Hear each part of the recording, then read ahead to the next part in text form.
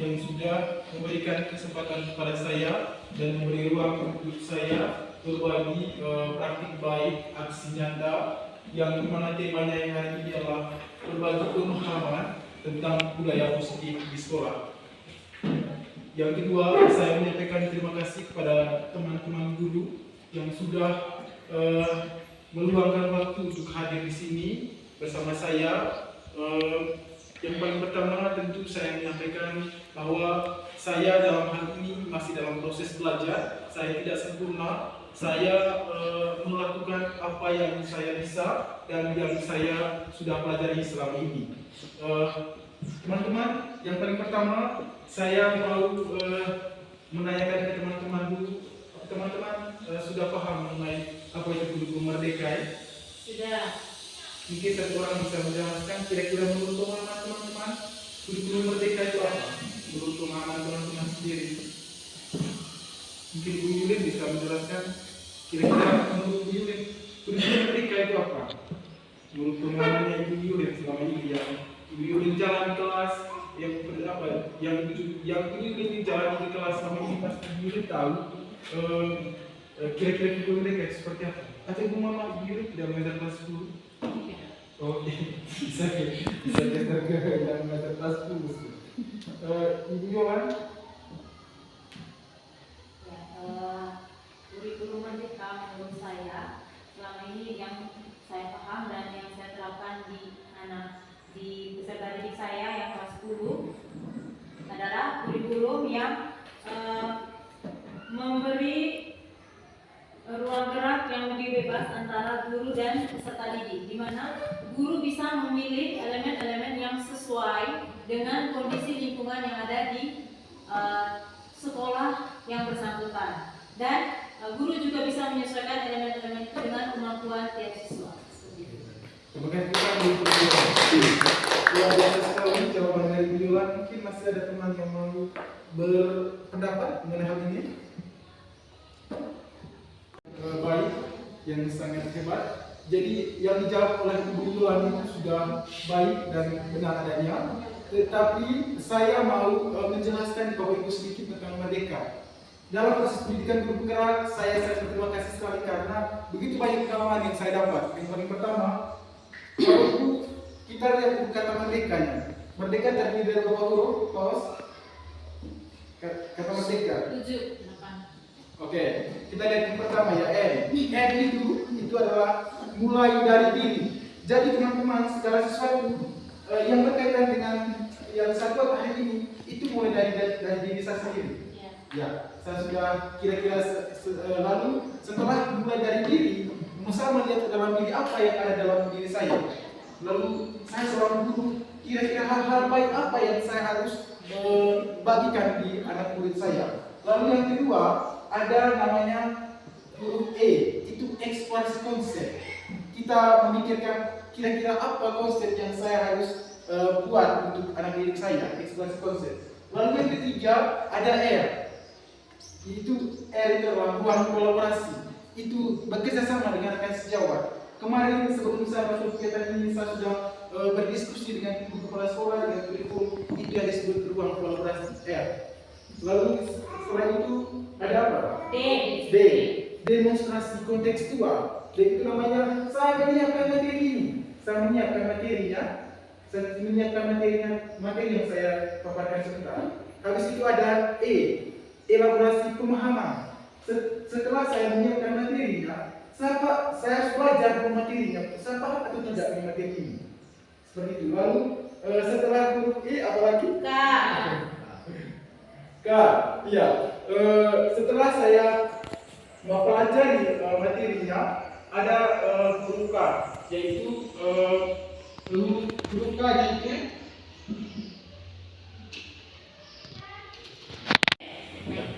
Selamat pagi kita semua. Selamat pagi, Bu.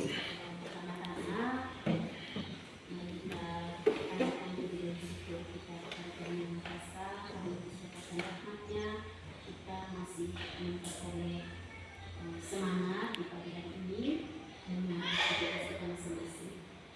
Pada kesempatan ini pula saya sangat berterima kasih kepada teman-teman telah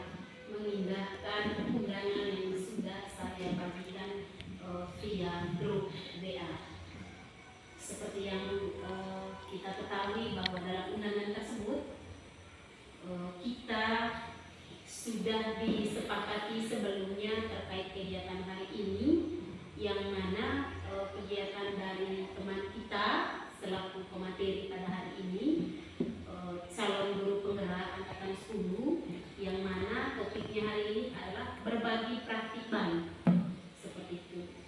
Jadi Bapak Ibu, penting kegiatan ini. Alasan yang paling pertama, benar bahwa kita adalah seorang guru yang mana kita tahu seperti apa yang harus kita lakukan, dan akan lebih baik lagi, lebih sempurna lagi jika kita benar-benar mengikut alur sesuai dengan kurikulum sekarang, yang mana tujuannya itu adalah berpusat pada peserta didik, sehingga materi yang disampaikan oleh Pak Injen pada hari ini menurut saya itu sangat disayangkan jika kita tidak mendengarnya dengan baik. Alasan yang paling pertama itu adalah mereka yang calon guru penggerak, dalam hal ini Pak Injen, mereka setidaknya sudah pernah lihat, pernah nonton berbagai video praktik baik terkait cara mengajar atau cara melaksanakan pembelajaran yang berpusat pada peserta didik, seperti itu. Hal yang kita lakukan selama ini sudah benar, akan tetapi kita hari ini akan lebih tahu seperti apa guru sebenarnya, yang mana proses pembelajarannya itu berpusat pada peserta didik.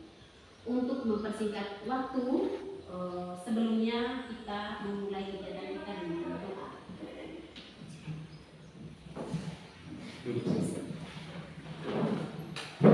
Marilah kita siapkan hati dan batin kita untuk berdoa. Dalam nama Bapa, dalam nama Putra, dan dalam nama Roh Kudus. Amin. Selamat pagi Tuhan Yesus. Puji dan syukur kami lambungkan kehadirat-Mu atas berkat dan kehormatan yang Engkau berikan kepada kami semua, sehingga pada kesempatan ini, di ruangan ini, Engkau pun masih memperkenankan kami dalam menjalankan tugas dan aktivitas kami di hari ini. Pada kesempatan ini ya Tuhan Yesus, kami mohon pertolongan-Mu, sertailah kami dalam kegiatan pada hari ini, yaitu berbagi praktik baik yang akan dibawakan oleh teman kami, calon guru penggerak Pak Injen. Teranglah akal kami dalam menjalani kegiatan kami pada hari ini ya Tuhan. Sertailah kami selalu, pedanglah tangan kami, yang Engkau akan memberikan kami, agar kami mampu mengikuti kegiatan pada hari ini dengan baik, dengan tulus, sehingga kami bisa menyimak serta mempraktikkan pada anak-anak didik kami di hari-hari selanjutnya, demi kesuksesan kita dan demi masa depan kita. Akhirnya ya Tuhan Yesus, segala kegiatan kami hari ini, segala suka dan duka kami serahkan ke dalam tangan kasih-Mu, sebab Engkaulah Raja kami dahulu kini dan sepanjang segala masa. Amin. Dalam nama Bapa dan Putra dan Roh Kudus. Amin. Koneksi antar materi. Jadi materi yang saya bawakan harus ada koneksinya antar penerapan dalam kehidupan sehari-hari kita. Oh, ini materi, ini penerapan dalam kehidupan sehari-harinya seperti apa. Lalu ditutup dengan ayat terakhir keluar aksi nyata yang dimaksud menurut terakhir dua yang saya lakukan hari ini. Jadi tema saya Bapak Ibu sekian untuk merdeka, untuk betul merdeka penjelasan dari saya. Saya yakin Bapak Ibu bukan berarti Bapak Ibu tidak tahu, Bapak Ibu lebih tahu dari saya, tapi saya sedikit berbagi mengenai kurikulum merdeka tersebut. Segala sesuatu yang namanya menjadi seorang guru, pasti kita mulai dengan alur-alur yang sudah saya berbagi tadi. Mohon maaf kalau memang penjelasan saya kurang berkenan, tapi mohon itu dimaklumi. Lalu selanjutnya Bapak Ibu, saya tidak perlu memperkenalkan diri. Saya Bapak Ibu pasti sudah mengenal semua. Dan sekarang saya lagi mengikuti proses pendidikan guru penggerak kurang lebih 6 bulan. Dimulai dari bulan April sampai dengan bulan Oktober. Kalau dilihat dari bulannya itu 9 bulan, akan tetapi karena ada waktu libur di bulan-bulan tertentu. Lalu yang berikut, ini tema kita hari ini, membagi pemahaman. Bapak Kiai Dewan Negara mengibaratkan peran pendidik sebagai seorang petani dan siswa adalah benih yang kita tanam. Sedikit saya menjelaskan di sini bahwa kita diibaratkan sebagai seorang petani. Kita tahu bahwa kalau mendapatkan padi yang baik, pasti dibutuhkan yang namanya perawatan dan pemberian pupuk yang baik. Maka hasil akan padi yang baik pula. Sama seperti demikian saya ibaratkan siswa kita.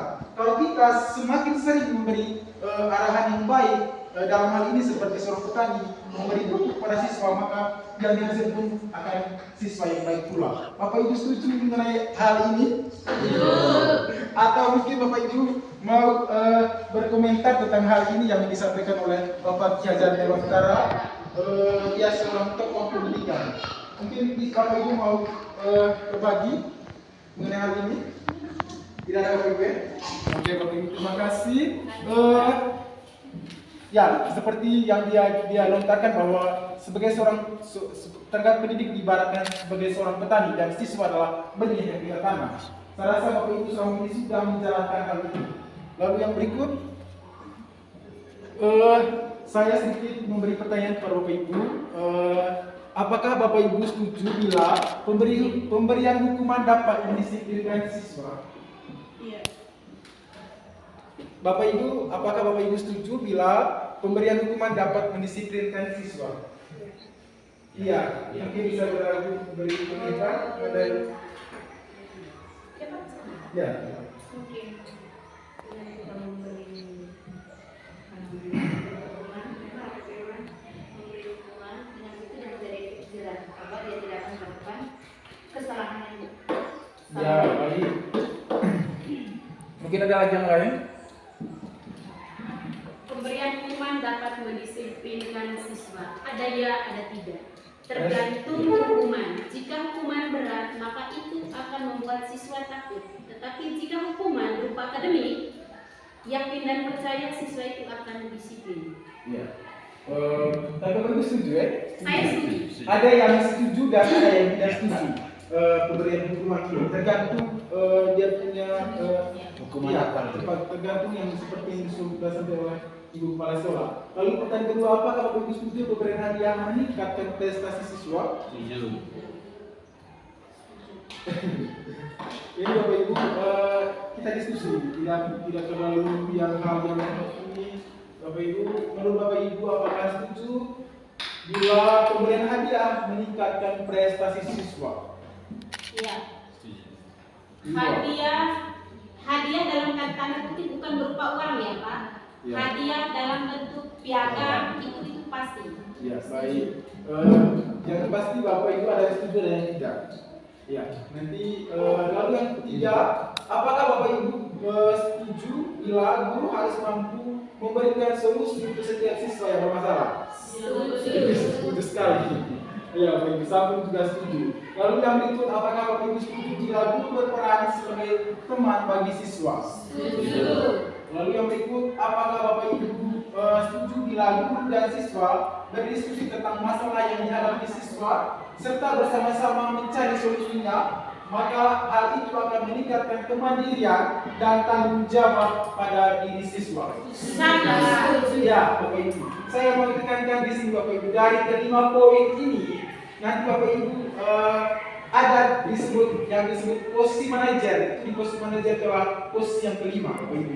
Di mana kita tidak hanya, kalau nomor satu itu lebih ke kitanya. Kita tidak memberi ruang pada siswa bahwa siswa itu memberikan dia punya kemauan. Itu nomor satu, karena kita memberi hukuman. Kita memberi hukum, tapi tidak menanyakan pada siswanya. Maksudnya, lalu yang kedua pemberian hadiah meningkatkan prestasi Bapak Ibu. Bapak Ibu boleh, akan tetapi ada kecemburuan di nanti yang mereka kejar itu hadiah, tidak prosesnya Bapak Ibu. Lalu yang berikut, kita sudah memberikan solusi untuk setiap siswa yang masalah itu sudah pasti. Ya, kita yang namanya kita seorang guru, jadi ada siswa bermasalah, kita memberikan solusi yang terbaik untuk siswa kita. Lalu poin penting dalam materi kita ini adalah konsep nilai positif. Yang pertama ada disiplin positif, lalu yang kedua ada nilai-nilai kebajikan dari disiplin positif ini. Lalu ada motivasi perilaku manusia, lalu yang berikut hukuman, konsekuensi dan restitusi, lalu yang berikut keyakinan kelas, lalu yang berikut kebutuhan dasar manusia, dan yang berikut posisi kontrol guru, dan yang terakhir adalah segitiga restitusi. Ini konsep inti materi kita hari ini tentang budaya positif. Ada berapa Bapak Ibu? Ada 8. Oke, tepuk tangan Bapak Ibu semua. Ya, ada 8. Jadi Bapak Ibu, hari ini kita sekitar ini saja punya yang konsepsi tentang makna kontrol. Ada ilustrasi guru mengontrol, lalu ada ilusi bahwa semua muatan positif, efektif dan bermanfaat. Lalu yang berikut ada ilusi bahwa kritik dan membuat orang merasa bersalah dapat menguatkan karakter. Lalu dia juga mengatakan ilusi bahwa orang yang dewasa memiliki hak untuk memaksa. Jadi Bapak Ibu, dari keempat poin ini nanti saya akan menjelaskan satu-satunya seperti apa ilusi guru mengontrol, lalu seperti apa ilusi bahwa semua muatan positif itu efektif dan bermanfaat, lalu yang berikut ilusi bahwa kritik dan membuat orang merasa bersalah dapat menguatkan karakter. Lalu yang berikut ilusi bahwa orang dewasa memiliki hak untuk memaksa. Saya rasa kita selama ini sebagai orang dewasa sesuatu untuk memaksa dalam hal ini terhadap siswa kita. Kita tidak memberi ruang kepada mereka untuk mengutarakan apa yang mereka mau. Ya, kita lihat yang pertama, ilustrasi guru mengontrol murid. Pada dasarnya kita tidak dapat memaksa murid untuk berbuat sesuatu jika murid tersebut memilih untuk tidak melakukannya. Itu ilustrasi guru mengontrol. Walaupun tampaknya guru sedang mengontrol perilaku guru mengontrol murid.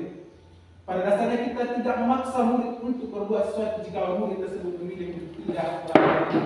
Lalu, walaupun tampaknya guru sedang mengontrol perilaku murid, hal ini yang terjadi karena murid sedang mengizinkan dirinya untuk dikontrol. Bapak Ibu, anak-anak kita ujiannya, nanti saya yang ngawas. Kita ulangan Bapak Ibu, kita ulangannya nanti saya yang ngawas. Berarti di sini Bapak Ibu hanya untuk kontrol saja. Lalu yang berikut, ilusi bahwa semua penguatan positif, efektif dan bermanfaat. Penguatan positif atau bujukan adalah bentuk-bentuk kontrol. Segala usaha untuk mempengaruhi murid agar tidak mengulangi sesuatu perilaku tertentu adalah suatu usaha untuk mengontrol murid tersebut. Lalu yang berikut, dalam jangka waktu tertentu kemungkinan murid tersebut akan menyadarinya dan mencoba untuk menolak bujukan kita, atau bisa jadi murid tersebut menjadi tergantung kepada pendapat sang guru untuk berusaha. Dia tidak bisa bergerak dengan sendirinya, karena dia ada dalam ilmu biologi yaitu parasit selalu menempel pada inangnya. Lalu yang berikut Bapak Ibu, ada ilusi bahwa kritik dan membuat kritik dan membuat orang merasa bersalah dapat menguatkan karakter. Menggunakan kritik dan rasa bersalah untuk mengontrol murid menuju pada identitas gagal. Mereka belajar untuk merasa buruk tentang diri mereka. Mereka memakan dialog diri dengan mengalami diri yang negatif. Ilustrasi itu ilusi bahwa kritik dan membuat orang merasa bersalah dapat menguatkan karakter.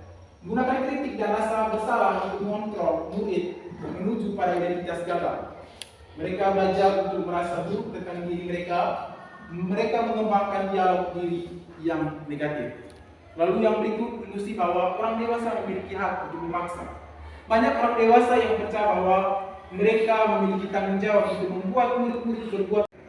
Lalu yang berikut Bapak Ibu, apapun yang dilakukan dapat diterima selama ada sebuah kemajuan berdasarkan sebuah pengukuran kinerja. Pada saat itu pula orang dewasa akan menyadari bahwa perilaku memaksa tidak akan efektif untuk jangka waktu panjang dan sebuah hubungan permusuhan akan terbentuk. Dari keempat ilusi yang disampaikan oleh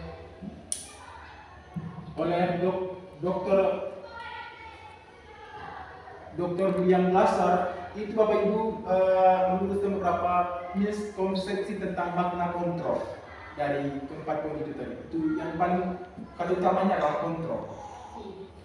Lalu Bapak Ibu di sini Bapak Ibu tidak merefleksikan dari keempat ilusi yang berkaitan dengan kontrol tadi. Lalu yang berikut, bagaimana seorang bisa berubah dari paradigma stimulus respon kepada pendekatan teori kontrol? Bila kita ingin membuat kemajuan perlahan, sedikit ubahlah sikap atau perilaku Anda. Namun bila kita ingin memperbaiki cara-cara utama kita, maka kita perlu mengubah kerangka acuan kita.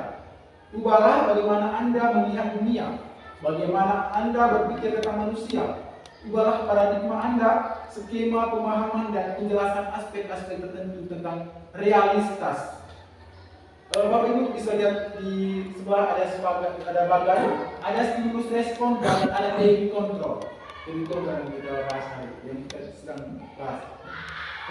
Realitasnya bahwa kebutuhan kita itu sama. Menurut teori kontrol realitas, kebutuhan kita berbeda.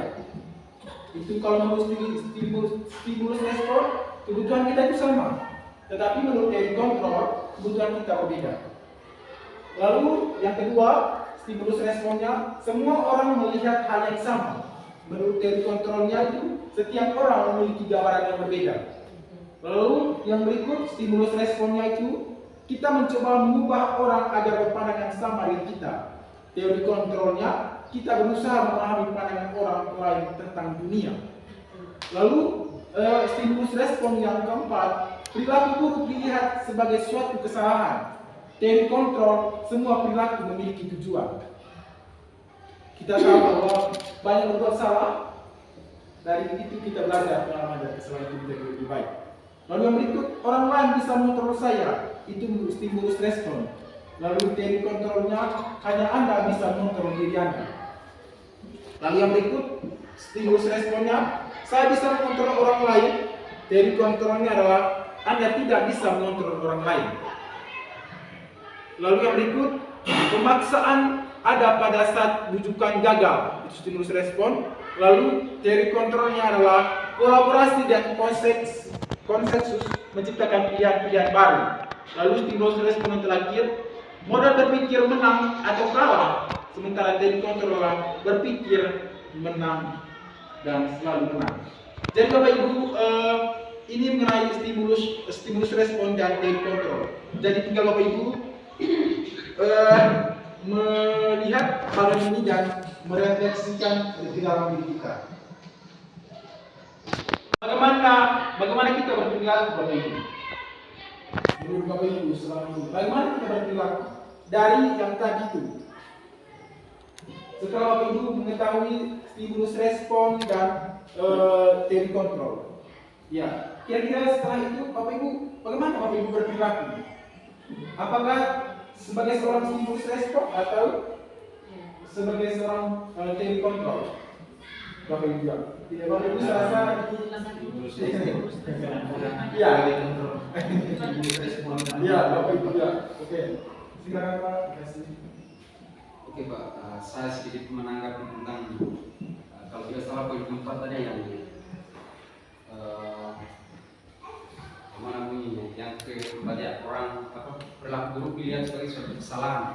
Kemudian dalam teori kontrol itu semua perilaku manusia memiliki tujuan. Ya, kalau secara konseptual maksudnya dalam filosofi, semua perilaku manusia entah buruk atau apapun bahkan kita dulu itu punya tujuan semua. Ya, jadi kalau kita lihat di dalam kegiatan kita sebelum misalnya di SMK Elang Muslim, memang banyak sekali perilaku khususnya perilaku buruk itu kita selalu menganggap sebuah kesalahan, dan itu memang benar karena bertentangan dengan aturan. Misalnya kalau terlambat itu kan bertentangan dengan aturan. Tetapi kita kaitkan kembali dengan tadi kita bicara tentang hukuman tadi. Hukuman. Jadi di sini saya sedikit membenarkan hukuman itu sebagai efek jerah, entah hukuman dalam hal apapun, baik berupa menggunakan kekerasan ataupun hukuman yang bersifat akademik. Jadi itu ada tujuan semua. Kalau kita kaitkan dengan teori kontrol itu ada tujuan semua. Artinya untuk mengubah mereka supaya mereka lebih disiplin dan melihat aturan itu sebagai sesuatu bagian dari mereka, dan itu punya efek positif untuk mereka. Saya pikir begitu. Baik, terima kasih Bapak. Tepuk tangan untuk Pak Cipik dulu. Luar biasa sekali dan semuanya. Kita kembali kita lanjut. Bagaimana kita berperilaku, Bapak Ibu? Saya rasa semua kita ini di dalam ruang ini sudah tahu bagaimana kita berperilaku. Ya, Bapak Ibu, kita saya rasa itu Bapak Ibu sudah tahu. Lalu yang berikut, mari kita tanyakan ke diri kita sendiri, mengapa kita melakukan segala sesuatu? Pasti ada alasan yang dasar. Lalu yang berikut, apa kita melakukan sesuatu karena adanya dorongan dari lingkungan atau adanya dorongan yang lain? Itu tanyakan ke diri sendiri, Bapak Ibu. Ya. Lalu yang berikut, Bapak Ibu, terkadang kita melakukan sesuatu karena kita menghindari rasa sakit atau ketidaknyamanan. Terkadang kita juga melakukan. Itu tanyakan ke diri sendiri, Bapak Ibu.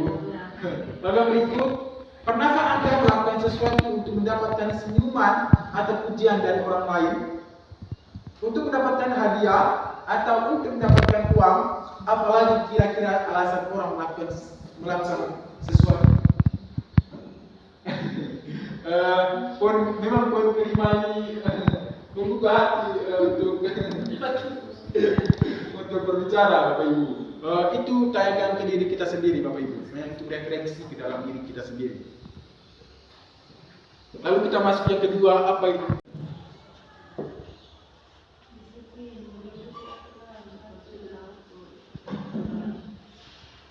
Ya, menaati aturan adalah yang lain, Bapak Ibu. Saya rasa Bapak Ibu sudah paham melakukan apa yang disebut disiplin itu. Hanya Ibu sendiri tahu bahwa kira-kira dalam contohnya disiplin ini penerapannya menjawab salah. Misalnya Bapak Ibu selalu hadir di tepat waktu di kelas. Ya, seperti itu. Lalu ini yang disebut disiplin positif. Disiplin berasal dari kata disiplina, yang artinya belajar. Disiplin mengacu pada disiplin diri yang memiliki tanggung jawab terhadap apa yang dilakukannya berdasarkan nilai-nilai yang diyakini. Lalu disiplin positif merupakan salah satu cara penerapan disiplin yang bertujuan untuk menumbuhkan kesadaran serta memperdayakan peserta didik tanpa imbalan penghargaan atau reward, ancaman atau hukuman. Nanti bertolak belakang lagi dengan yang sebelum-sebelumnya ini, Bapak Ibu. Itu disiplin positif. Lalu sebagai pendidik, tujuan kita adalah menciptakan peserta didik yang memiliki disiplin universal dan memiliki motivasi intrinsik dalam perubahan ke arah yang lebih baik. Bapak Ibu setuju dengan pernyataan terakhir sebagai seorang pendidik? Tujuannya, Bapak Ibu setuju? Di mana sebagai pendidik tujuannya kita adalah menciptakan peserta didik yang memiliki disiplin universal dan memiliki motivasi intrinsik dan dalam perubahan ke arah yang lebih baik. Setuju Bapak Ibu? Pasti setuju, kita berpikir bahwa siswa kita harus seperti itu. Lalu dari disiplin positif ini ada nilai-nilai kebajikan. Nilai kebajikan adalah nilai yang disepakati bersama, lepas dari suku, bangsa, agama, bahasa maupun latar belakangnya. Disiplin sebagai bentuk kontrol diri, yaitu belajar untuk kontrol diri agar dapat mencapai suatu tujuan yang mulia. Tujuan mulia di sini mengacu pada nilai-nilai atau prinsip-prinsip mulia yang dianut seseorang. Nilai-nilai ini merupakan payung besar dari sikap dan perilaku kita, atau nilai-nilai ini merupakan fondasi kita untuk berperilaku. Saya rasa pengaruh Bapak Ibu setuju juga ya? Sama. Iya, nilai-nilai kebajikan. Lalu ini contoh nilai kebajikan institut atau organisasi. Ada profil pelajar Pancasila, Bapak Ibu sudah tahu.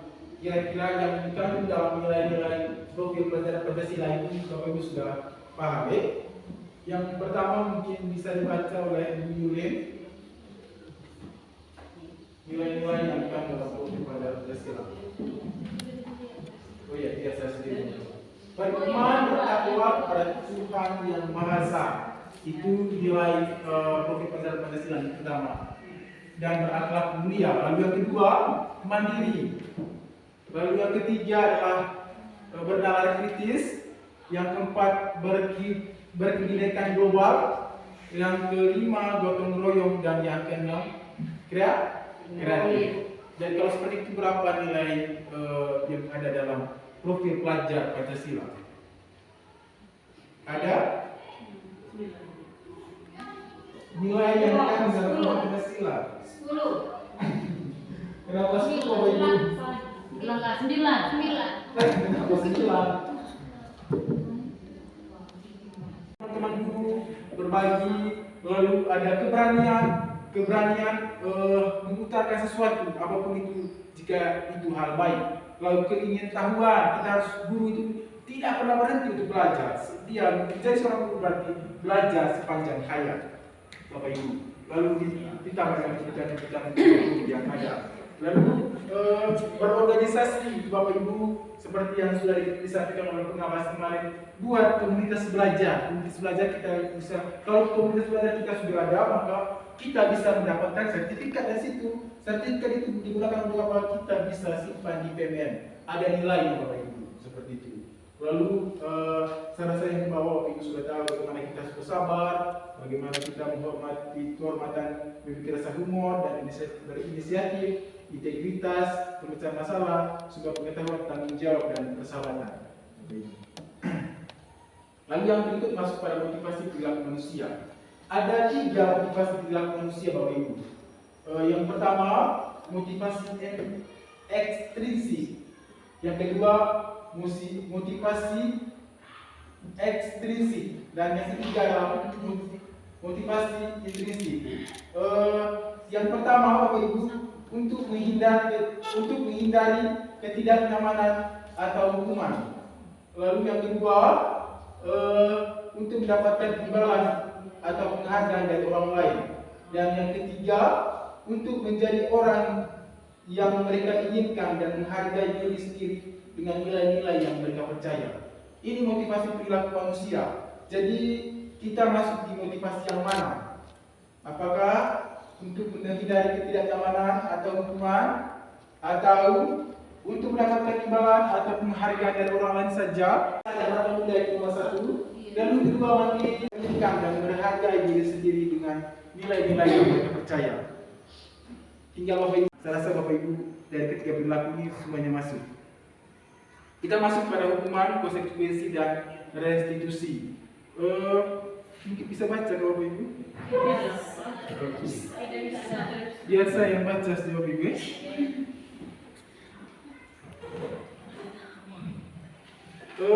Bapak Ibu, saya jelaskan, di sini ada identitas sukses dan ada identitas gagal. Nanti seperti apa identitas itu nanti akan saya rasa ini bertolak belakang yang kita lakukan selama ini.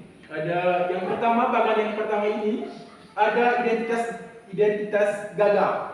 Hukuman, sesuatu yang menyakitkan harus terjadi. Itu hukuman. Lalu yang kedua, tidak nyaman untuk murid, anak untuk jangka waktu yang panjang. Lalu korban mendapatkan keadilan. Dan yang keempat, murid anak akan tersakiti ketika kita memberikan hukuman. Dari keempat ini, identitas gagal dari hukuman. Lihat di atas Bapak Ibu, ada hukuman, konsekuensi dan restitusi. Nanti identitas gagal itu disebut hukuman. Kalau identitas sukses itu disebut konsekuensi dan restitusi. Tinggal Bapak Ibu pilih. Ketika ada kesalahan, mana yang dipakai? Disebut pakai hukuman kah? Itu disebut identitas gagal. Atau pakai disebut identitas sukses menggunakan konsekuensi dan restitusi. Nah, Bapak Ibu misalnya, kalau kita disebut memberi hukuman itu sesuatu yang menyakitkan harus terjadi. Apa Bapak Ibu setuju hal itu? Ketika Tidak. Maksudnya kalau begini, ketika kita beri hukuman di siswa, sesuatu yang menyakitkan harus terjadi. Misalnya kita memberi hukuman kepada siswa. Apakah sesuatu yang harus menyakitkan sesuatu yang menyakitkan itu harus terjadi di siswa? Mau menggunakan itu atau konsekuensi yang sesuatu harus terjadi? Atau menggunakan restitusi merupakan pilihan. Restitusi nanti ini saya jelaskan Bapak Ibu. Restitusi itu adalah yang dari di poin 5 tadi itu. Kita duduk bersama dengan siswanya, kita memecahkan masalahnya, kita cari tahu solusinya, lalu kedepannya seperti apa. Ya Bapak Ibu. Jadi saya rasa Bapak Ibu mau pakai yang identitas gagal, identitas sukses.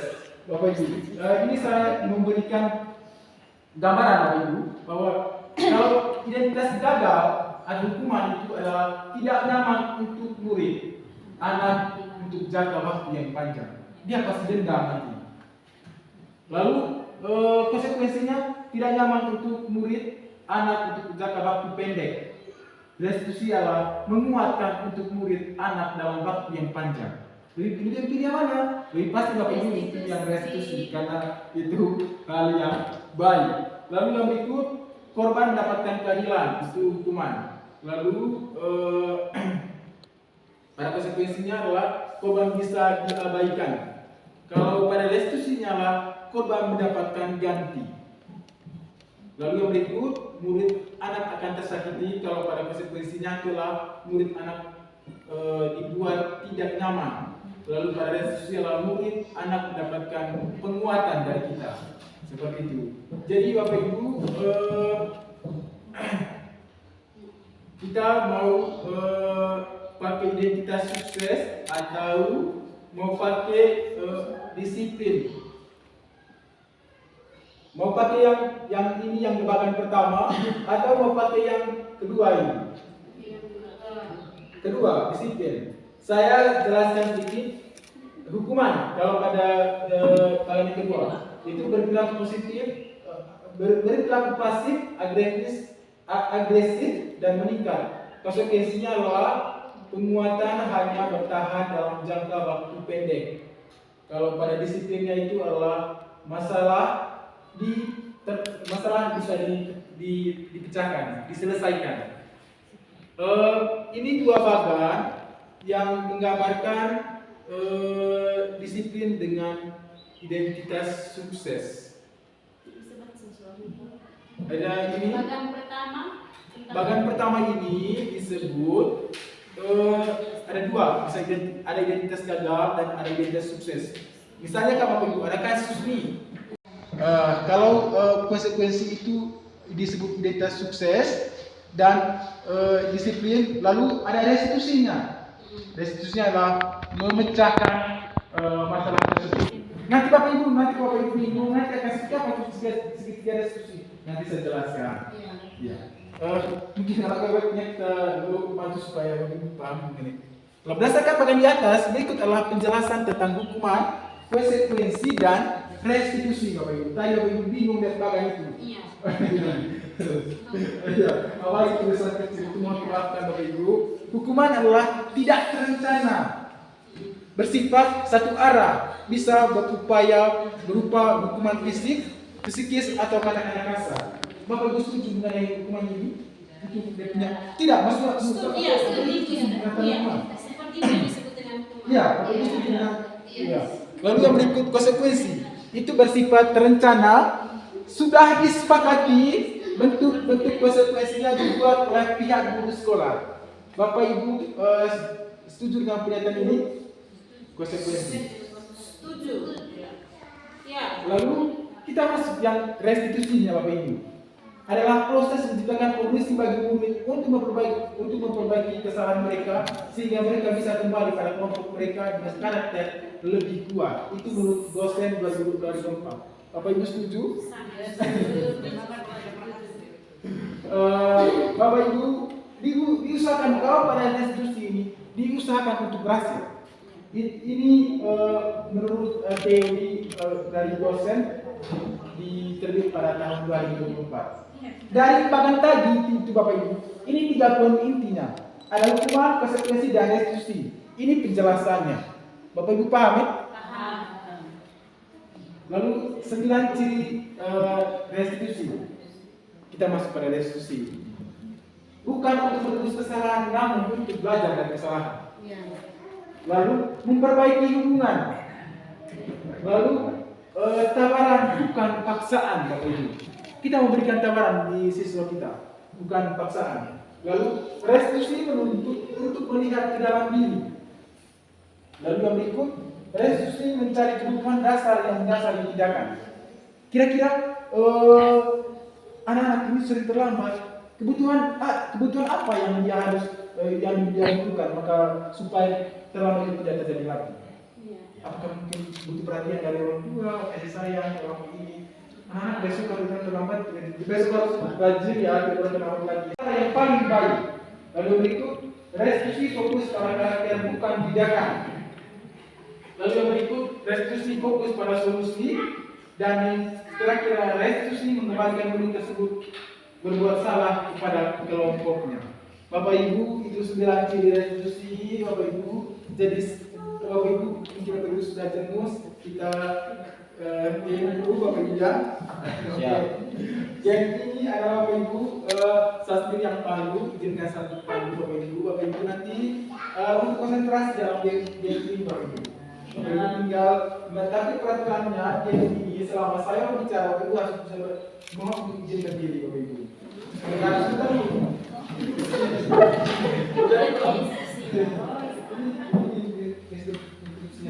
kalau Bapak Ibu, setiap kali saya kata gajah, Bapak Ibu wajib duduk.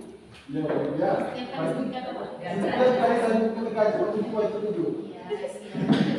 Jadi Bapak Ibu dari Bapak Ibu dari game ini apa yang Bapak Ibu harus apa yang diambil dari game ini? Game ini hanya untuk mengembalikan konsentrasi kita. Saya tahu Bapak Ibu sudah jenuh sekali dengan apa yang materi yang saya bawakan. Kita harus berefleksi, relax dulu. Silakan Bapak Ibu.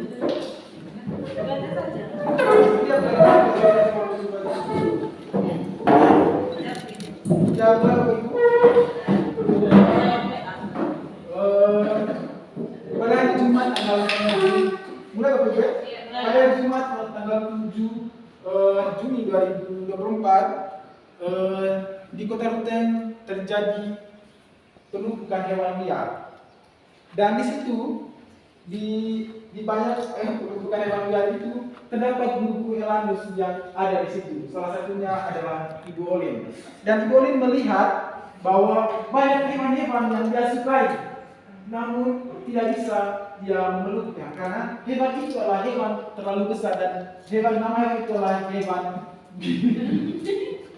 hewan itu namanya adalah hewan babitan. Dan di antara banyak hewan itu ada satu hewan yang paling berbadan besar, namanya itu adalah hewan gajah. Kalau setelah silakan berikan Bapak Ibu. Mungkin satu orang melihat kembali nanti respon teman-teman. Iya, Ibu melihat. Lalu setelah itu muncullah seorang laki-laki yang dia hari-harinya menyukai hewan dan dia sangat menyukai orang yang ada di situ pula. Jadi dia bingung mau pilih hewan atau mau pilih orangnya. Dan ternyata laki-laki itu akan bernama Cipi namanya. Dan dia sangat menyukai hewan besar juga. Hewan besar itu yang dia suka adalah hewan gajah.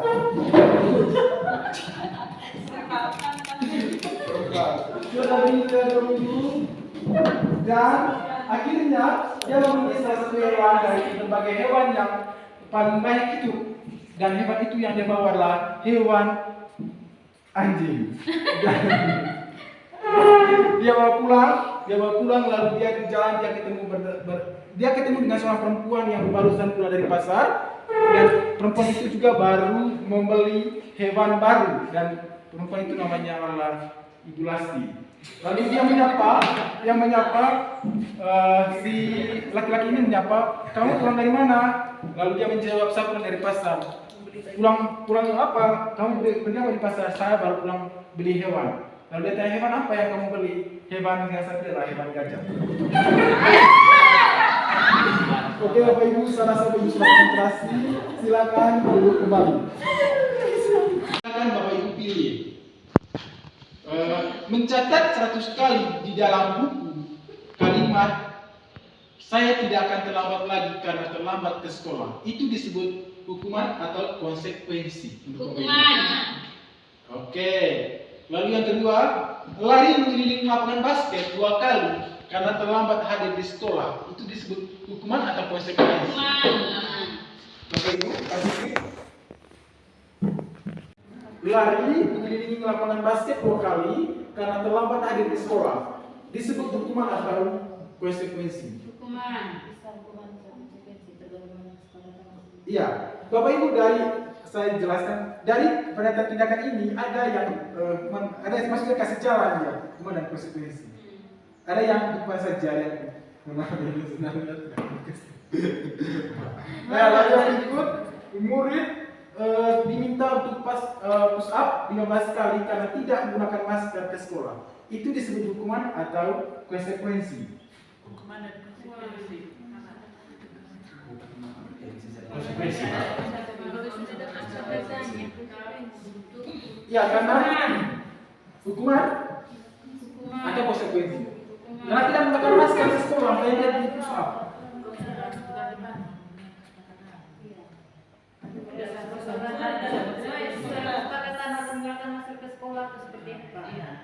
Kalau tidak, maka konsekuensinya diberi penasihat.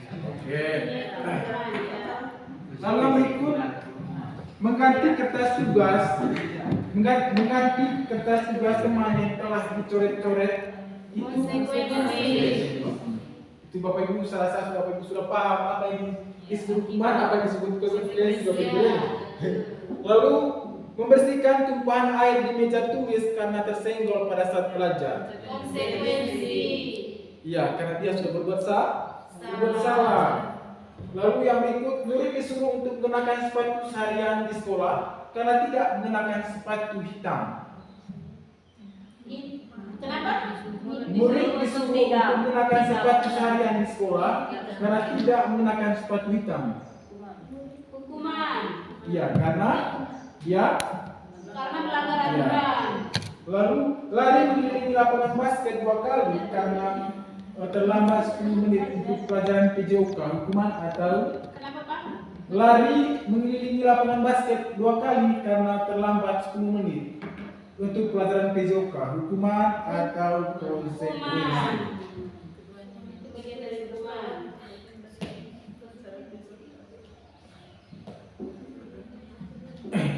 Jadi dari tindakan guru ini Bapak Ibu hanya untuk mengetahui apakah kita sudah mengerti yang disebut hukuman dan konsekuensi. Ya. Jadi dari pertanyaan tadi Bapak Ibu menjawabnya sudah benar.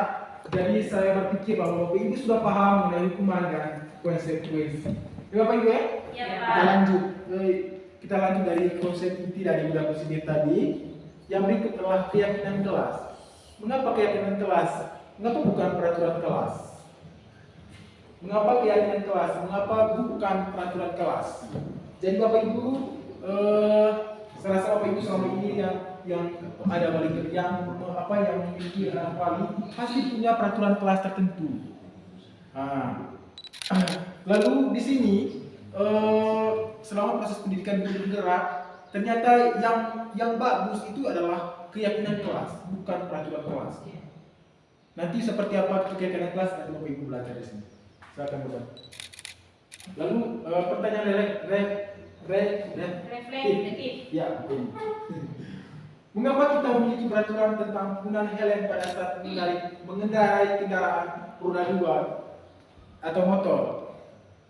Pasti Bapak Ibu, pasti Bapak Ibu kemungkinan jawaban Anda adalah keselamatan, ya Bapak Ibu ya.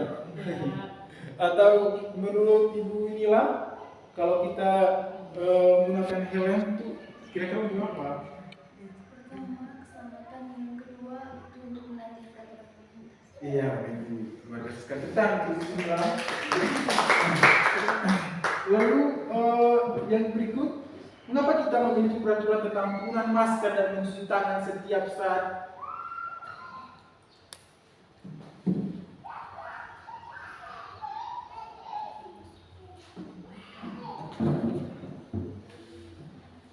Mengapa kita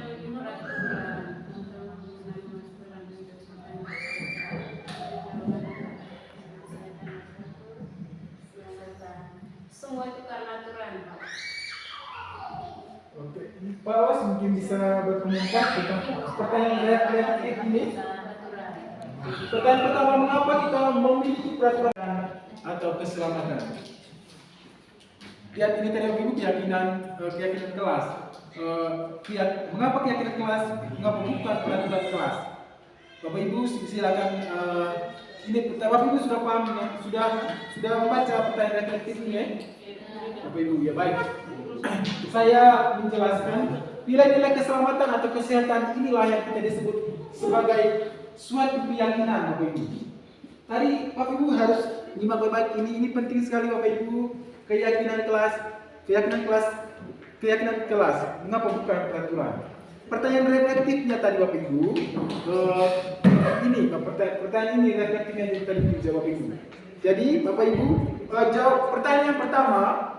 Saya memberi kemungkinan Bapak Ibu menjawab keselamatan. Ya Bapak Ibu pasti. Lalu yang kedua Bapak Ibu saya memberi kemungkinan untuk menjawab pertanyaan Bapak Ibu pasti menjawab kesehatan atau keselamatan juga. Nah Bapak Ibu, kata keyakinan kelas tadi Bapak Ibu.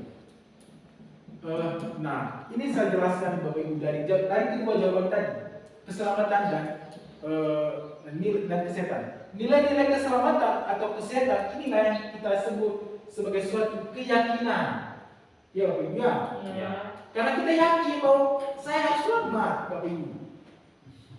Itu yang disebut keyakinan. Saya yakin bahwa saya harus selamat Bapak Ibu.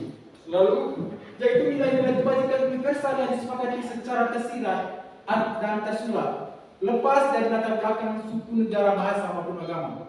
Seorang akan lebih tergerak dan bersemangat untuk menjalankan keyakinannya daripada hanya sekedar mengikuti serangkaian peraturan tertulis tanpa makna. Karena begitu Bapak Ibu begini, kalau misalnya hanya sekedar peraturan untuk menggunakan helm saja, ya ini karena ada keyakinan di dalam diri bahwa menggunakan helm itu adalah supaya saya meyakinkan bahwa saya selamat. Itu yang disebut keyakinan. Nanti masuknya di keyakinan kelas ini Bapak Ibu. Oke Bapak Ibu. Lalu murid-murid pun demikian Bapak Ibu. Mereka perlu mendengarkan dan memahami arti sesungguhnya tentang peraturan-peraturan yang diberikan. Lalu apa nilai-nilai kebajikan di balik peraturan tersebut? Apa tujuan utamanya? Ya Bapak Ibu. Hanya memberikan peraturan saja, tapi yang dibutuhkan adalah nilai dari peraturan tersebut. Bisa macam ini kah? Peraturan menggunakan helm tadi nilainya apa? Nilainya keselamatan. Dia meyakini bahwa supaya saya selamat. Lalu bentuk keyakinan kelas. Keyakinan kelas bersifat lebih abstrak daripada peraturan yang lebih rinci dan konkret. Itu keyakinan kelas. Lalu yang berikut, keyakinan kelas berupa pernyataan-pernyataan universal. Tadi sebelumnya itu. Lalu pernyataan kelas, keyakinan kelas senantiasa dibuat dalam bentuk positif. Lalu yang berikut, keyakinan kelas sebenarnya tidak terlalu banyak sehingga mudah diingat dan dipahami oleh semua warga kelas. Lalu yang berikut, keyakinan kelas sebaiknya sesuatu yang dapat diterapkan di lingkungan tersebut. Lalu yang berikut, semua warga kelas hendaknya ikut berkontribusi dalam pembuatan keyakinan kelas lewat kegiatan curah pendapat. Lalu yang berikut, bersedia meninjau kembali keyakinan kelas dari waktu ke waktu. Kembali ke sini lagi tadi Bapak Ibu, ini pertanyaan reflektif Bapak Ibu tentang keyakinan dan mengapa bukan peraturan, kenapa harus keyakinan. Ini tadi Bapak Ibu, ini pertanyaan reflektifnya supaya Bapak Ibu masuk ke sini. Dia punya nilai-nilai yang dari peraturan tadi itu. Nah, nilai-nilai itu adalah keselamatan atau kesehatan. Inilah yang kita sebut sebagai suatu keyakinan. Karena kita yakin, maka kita harus menggunakan nilai seperti itu. Karena kita yakin ketika kelas adalah tanggung jawab. Lalu yang berikut, dilarang mengganggu orang lain. Keyakinan kelasnya adalah menghormati orang lain. Ya. Lalu hadir di sekolah yang menit sebelum pembelajaran dimulai. Keyakinan kelas adalah menghormati orang lain dan berkomitmen. Lalu bergantian atau menunggu orang lain, itu menghormati orang lain dan sudah paham ya? Paham. Oke.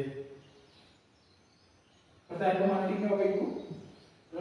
Ibu Yuni adalah guru wali kelas di SMP 1 mahasiswa Sulteng. Ibu Yuni sedang mengalami kebingungan karena ada seorang siswa yang merasakan bernama Aldo. Aldo sering mengganggu teman sekelasnya, baik saat pelajaran berlangsung maupun saat jam istirahat.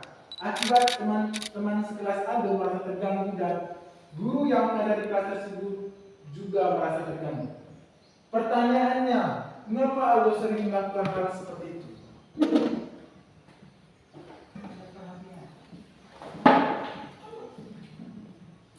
Silakan dibaca Ibu, mungkin Ibu.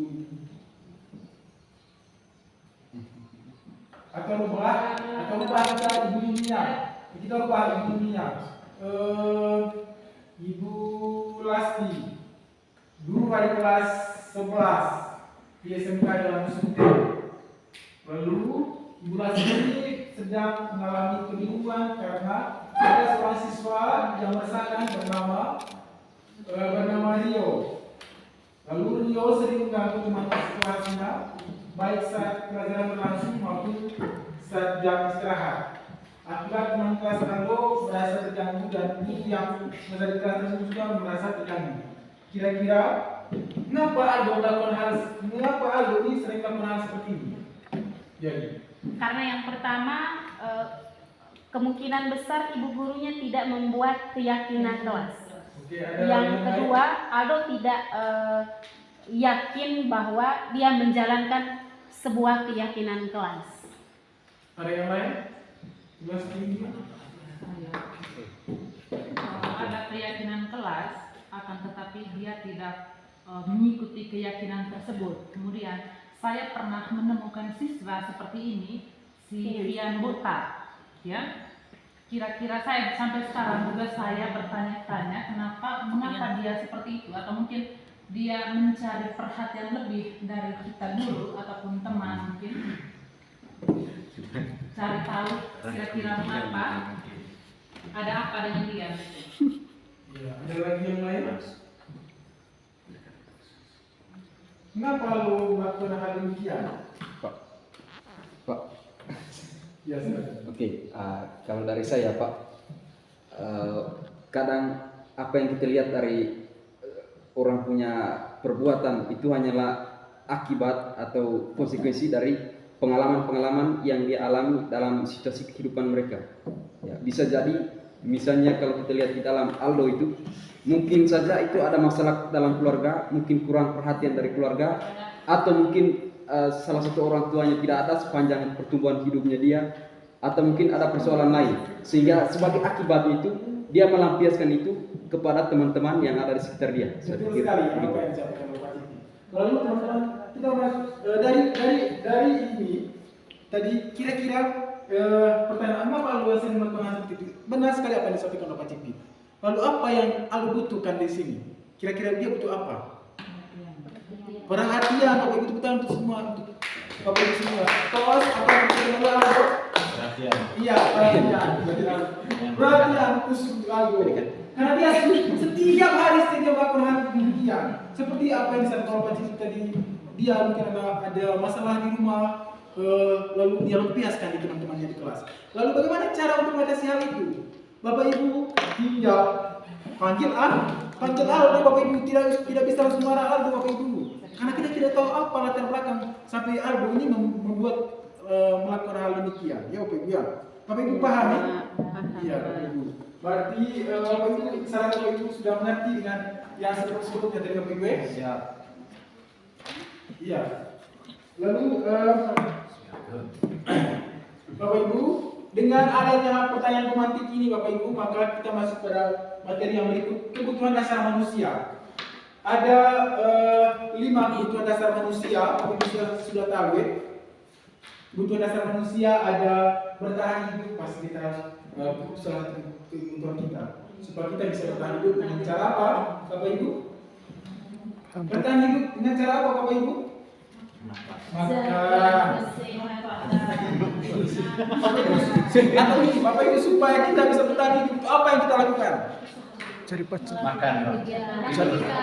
Cari pacar. Makan Bernafas, Pak. Cari Kalau pacar. berhenti bernafas, Cari pacar.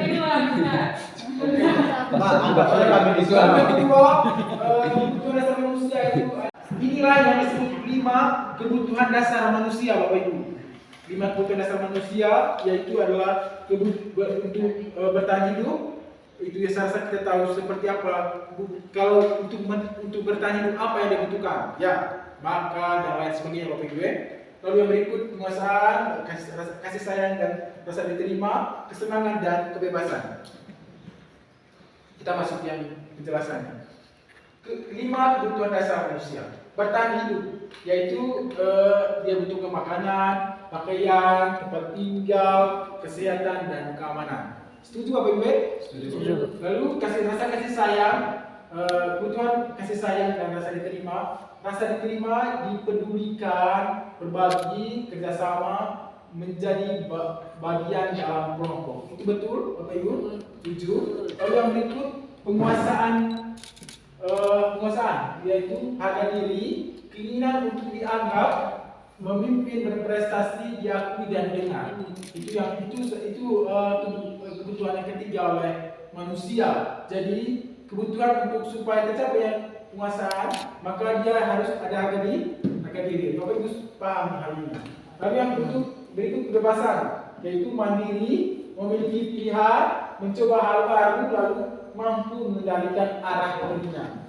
Lalu yang terakhir adalah kesenangan, bermain, humor, antusiasme. Itu tadi sudah kita kira-kira yang dimaksud kebutuhan untuk bertahan hidup itu apa yang kita harus butuhkan. Lalu kita masuk pada identifikasi kebutuhan dasar. Ini ada sebuah tulisan. Aku senang main kejar-kejaran dengan ibu guru. Itu seru. Itu disebut apa? Kesenangan, Bapak Ibu. Ibu kejar aku karena ibu guru sayang aku. Itu disebut apa, Bapak Ibu? Itelan. Aku hebat kan bisa bikin ibu guru kejar aku. Ini bagian dari asmara. Romantisme. Bapak Ibu, itu disebut penguasaan. Aku bosan belajar bebannya terus di dalam kelas. Itu kebebasan. Dari pernyataan inilah identifikasi kebutuhan dasar manusia. Aku senang main kejaran-kejaran dengan ibu guru, seru. Saya ibu guru Lasti. Berarti dia senang, ada kesenangan di situ. Dia senang dengan ibu Lasti. Lalu ibu kejar aku karena ibu guru saya. Karena ada kasih sayang dan rasa diterima. Maksudnya kan, ibu kejar aku karena ibu sayang aku. Dia merasa ada kasih sayang dari ibu guru dan dia rasa diterima oleh ibu guru tersebut. Lalu aku hebat kan bisa bikin ibu guru kejar aku. Itu disebut penguasaan. Lalu aku bosan belajar memahami terus di dalam kelas. Itu disebut kebebasan. Oke, kita masuk ini tadi mengenai keyakinan kelas. Lalu kita masuk pada 5 posisi kontrol seorang pemantau dan posisi manajer. Nanti tinggal Bapak Ibu pilih Bapak Ibu posisi di mana. Ini ada sedikit penjelasan. Penghukum, seorang menghukum bisa menggunakan hukuman fisik maupun verbal. Orang yang menjalankan fungsi hukum senantiasa mengatakan bahwa sekolah memerlukan sistem atau alat dan dapat lebih menekan pada murid-murid lebih dalam lagi. Itu sebagai tinggal kita pilih kita posisinya mana. Posisi itu sebagai posisi penghukum. Lalu yang kedua, posisi pembuat merasa bersalah. Pada posisi ini biasanya guru akan bersuara lebih lembut. Pembuat merasa bersalah akan menggunakan keheningan yang membuat orang lain merasa tidak nyaman, merasa bersalah atau rendah diri. Kamu ya tidak kasihan dengan Pak Guru, kamu selalu tidak kerja tugas. Itu disebut pembuat merasa bersalah. Kalau sebagai penghukum, kamu angkat itu kertas, atau kamu bersih-bersih, itu disebut hukum. Kamu terlambat ya, kamu bersih-bersih, itu disebut hukum. Kalau pembuat merasa bersalah, kamu ya tidak kasihan, kamu nanti saya dimarah oleh kepala sekolah karena kamu tidak menyelesaikan tugas, nanti saya salahin. Itu pembuat rasa bersalah dia lo untuk bahasanya. Bapak Ibu juga. Saya rasa Bapak Ibu selama ini sudah melakukan hal itu. Lalu berikut teman. Guru posisi teman. Guru pada posisi ini tidak akan menyakiti murid, namun akan tetap berupaya mengontrol murid melalui persuasi. Posisi teman para guru bisa negatif ataupun negatif, atau bisa positif ataupun negatif. Positif di sini berupa hubungan baik yang terjalin antara guru dan murid. Sementara guru di posisi teman menggunakan hubungan baik dan humor untuk mempengaruhi seseorang. Lalu yang berikut adalah memantau berarti mengawasi. Pada saat kita mengawasi, kita bertanggung jawab. Lalu kita masuk yang terakhir adalah posisi manajer. Posisi manajer itu posisi terakhir adalah posisi di mana guru berbuat sesuatu bersama dengan murid, mempersilahkan murid untuk bertanggung jawab, mempertanggungjawabkan perilakunya, mendukung murid agar dapat menemukan solusi atas permasalahannya sendiri. Dari 5 posisi ini, kira-kira Bapak Ibu mau pilih posisi yang mana? Posisi teman. Posisi teman. Kalau posisi teman ada sisi negatif dan ada sisi positifnya. Manajer. Posisi ya bukan posisi. Dia memiliki posisi manajer. Kenapa manajer? Karena perusahaan. Karena Seperti dalam perusahaan itu bisa berjalan dengan lancar kalau manajernya bisa memanajemen perusahaan dengan baik. Demikian juga dalam kelas, kalau kelas itu bisa hidup, bisa berjalan dengan baik dan ada kesuksesan untuk peserta didik di dalam itu, tergantung guru yang memanajemen kelas tersebut. Ya, karena manajer itu adalah tidak hanya monoton di dunia saja, tapi ada kerjasama antara siswa dengan guru. Jadi dari 5 posisi kontrol tadi, pasti kita memilih di posisi yang kelima. Kalau Ibu Lasti mungkin mau posisi di mana? Yang kelima. Posisi yang kelima, posisi mana? Posisi manajer. Itu Lalu kita masuk ke dampak. Posisi hukum, anak menjadi pendengar. Kalau kita berada di posisi hukum, lalu tidak menyukai guru atau membuat tertentu atau mata pelajaran tertentu maksudnya. Bapak Ibu setuju dengan pernyataan ini? Ketika kita sebagai dampak dari kita sebagai posisi hukum adalah anak menjadi pendengar, betul atau tidak? Lalu yang kedua tidak menyukai atau memakai tertentu, betul atau tidak ketika kita berada di posisi hukum? Ketika kita berada di posisi hukum, dampaknya adalah anak menjadi pendengar. Lalu yang kedua tidak menyukai guru atau mata pelajaran tertentu. Itu ketika kita berada di posisi hukum. Lalu yang kedua, dampak kalau kita berada di posisi membuat rasa bersalah, membuat siswa merasa bersalah, rendah diri dan menarik diri. Itu dampaknya ketika kita berada di posisi kontrol. Ya, begitu. Lalu posisi pemantau. Posisi pemantau menghitung hadiah hukuman yang diberikan tanpa melihat nilai kebajikannya. Lalu yang berikut, tidak sepenuhnya mandiri. Kalau kita berada di posisi pemantau karena awasi terus dia itu. Lalu apa posisi yang baik Bapak Ibu? Posisi yang baik berarti posisi manajer. Yang murid mandiri, peserta didik memecahkan masalah sendiri, peserta didik menjadi lebih bertanggung jawab. Jadi Bapak Ibu dari posisi kontrol ini, betul kan Bapak Ibu setuju dengan posisi kontrol? Apa posisi manajer? Setuju.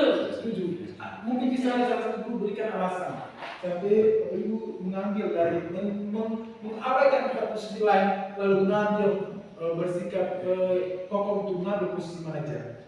Mungkin bisa memberikan pendapat Pak Cipik atau Paus? Kalau saya tidak setuju. Hah? Saya tidak setuju. Di poin yang kedua peserta didik memecahkan masalah sendiri. Iya. Gimana fungsi guru? Begini Pak. Ini kalau kita berada di posisi manajer, seperti ini kita jelaskan manajernya. supaya jangan apa. Manajer itu kan tadi adalah posisi di mana guru berbuat sesuatu bersama dengan muridnya, dengan murid, mempersilahkan murid mempertanggungjawabkan perilakunya. Gini kan, dia sebagai masalah, mana bisa dia tidak mempertanggungjawab apa yang dia lakukan itu. Lalu mempertanggungjawabkan perilakunya, mendukung murid agar menemukan solusi atas permasalahan sendiri. Berarti setuju dengan ini. Lalu bisa silakan berikan satu argumen dari Bapak Ibu Guru.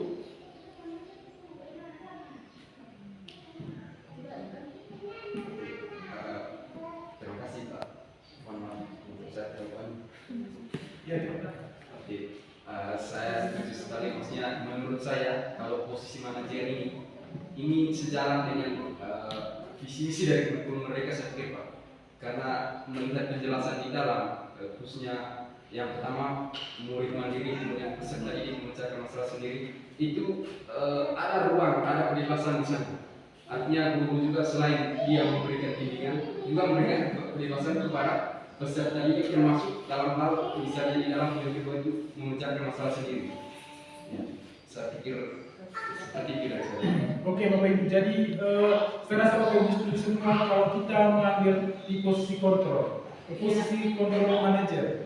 Ya, sebagai seorang guru berarti kita karena mendengar dari materi ini berarti Bapak Ibu sudah berpikir bahwa saya harus berada di posisi manajer, bukan lagi posisi sebagai penghukum atau posisi sebagai pembuat merasa bersalah atau posisi sebagai teman atau posisi kita ambil yang paling terakhir yaitu posisi manajer. Nah, Bapak Ibu, saya mau menjelaskan bagaimana kalau kita berada di posisi manajer. Ada langkah atau ada hal yang perlu dilakukan ketika Bapak Ibu mengambil di posisi manajer. Ada segitiga restitusi, yaitu segitiga restitusi itu apa? Proses dialog yang dijalankan oleh guru dan murid agar menghasilkan murid yang mandiri dan bertanggung jawab. Segitiga restitusi. Yang pertama itu adalah menstabilkan identitas. Lalu yang kedua adalah validasi tindakan yang salah. Lalu yang terakhir adalah menanyakan keyakinan. Menstabilkan identitas. Kalau kamu Mario ya Pak, pasti dia jawab gitu. Saya dengar tadi kamu menyontek tulisan temannya, pasti dia jawab ya Pak. Itu yang disebut menstabilkan identitas. Kita tanya dulu permasalahannya. Lalu validasi tindakan yang salah. Menurut kamu perbuatan kamu itu benar atau benar atau salah? Kita tanya hal ini juga. Menurut kamu itu yang disebut validasi tindakan yang salah. Lalu menanyakan keyakinan. Menurut kamu keyakinan apa yang kamu sudah melanggar? Macam begini apa? Misalnya dia kan, saya contoh kasusnya adalah siswa ini selalu nyontek. Lalu bagaimana cara kita mengatasi siswa tersebut? Kita menerapkan segitiga restitusi karena kita kan mengambil posisi manajer. Nah, segitiga restitusi untuk diterapkan ada tiga tindakan yang dilakukan adalah menstabilkan identitas, validasi tindakan yang salah, lalu menanyakan keyakinan misalnya setiap orang pasti pernah melakukan kesalahan. Lalu kamu bukan satu-satunya yang pernah melakukan ini. Lalu ada beberapa pertanyaan-pertanyaan. Adakah cara yang efektif untuk mendapatkan apa yang kamu butuhkan? Lalu kamu tentu punya alasan mengapa melakukan itu. Itu disebut validasi tindakan. Lalu menaikkan keyakinan. Keyakinan kelas apa yang telah kita sepakati? Lalu yang kedua, kamu ingin menjadi orang yang seperti apa? Itu yang disebut penerapan segitiga restitusi. Jadi Bapak Ibu, ini dua pernyataan ini disebut validasi tindakan yang salah. Lalu yang ini adalah menstabilkan identitas. Lalu disebut ini adalah keyakinan, menaikkan keyakinan. Kalau misalnya kita diambil posisi manajer dan Bapak Ibu menerapkan tiga tindakan ini. Yang pertama itu adalah menstabilkan identitas dengan cara apa? Setiap orang pasti pernah melakukan kesalahan. Atau dengan pernyataan, kamu bukan satu-satunya yang pernah melakukan hal ini. Itu menstabilkan identitasnya dia, supaya dia tidak mentalnya itu tidak baik. Makanya kita harus menstabilkan identitas dalam diri. Lalu yang berikut, validasi tindakan yang salah.